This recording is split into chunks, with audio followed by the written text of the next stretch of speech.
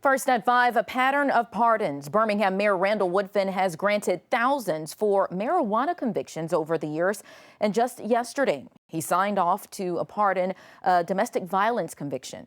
Good evening, I'm Muriel Bailey. Now, we want to hear from you. Should mayors have the power to issue pardons?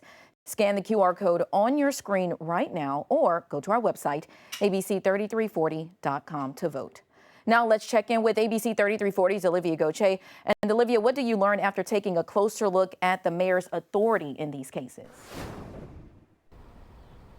Muriel, according to Alabama law, mayors do have the authority to grant pardons for municipal convictions. Previously, Mayor Randall Woodfin has thrown out thousands of marijuana possession charges.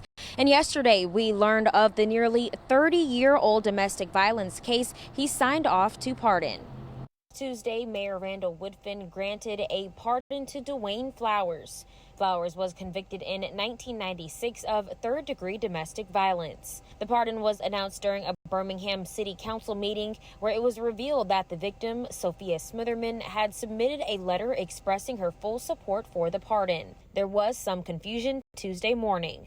But we don't have any supporting information on this, so does the clerk know what the conviction was for that we're pardoning? I'll make sure that you get all the information, but it is for, the case number is on here. Under Alabama law, mayors have the authority to grant pardons for municipal convictions. However, City Council President Daryl O'Quinn says it's the first that he can remember during his tenure. It's very unusual. That case dates back to 1996. There wasn't,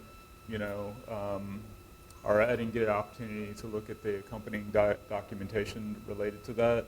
I would say it's this was the first one that I can remember being on a council agenda, and that's, been here 8 years now. But it's not the first. In 2021, Woodfin pardoned thousands with marijuana possession charges. With my executive powers, I pardoned over 15,000 plus people who had a prior past conviction for a simple possession of marijuana. Today, I reached out to the mayor's office looking to learn more about the motivations and decision-making process behind each of these pardons and how these actions fit within the broader context of criminal justice reform in Birmingham. Overall, we'd like more insight into this most recent pardon and why now.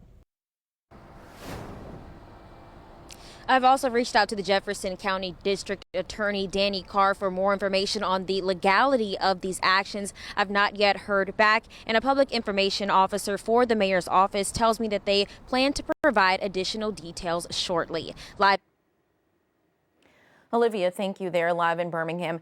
Now let's go back to our poll question. We asked you, should mayors have the power to issue pardons? And taking a look at the results so far, 66%, 67 now, it just changed, saying no, leave it to the courts, and then 16% saying yes, absolutely. Now you can still vote by scanning the QR code on your screen or by finding the story on the ABC 3340 News app.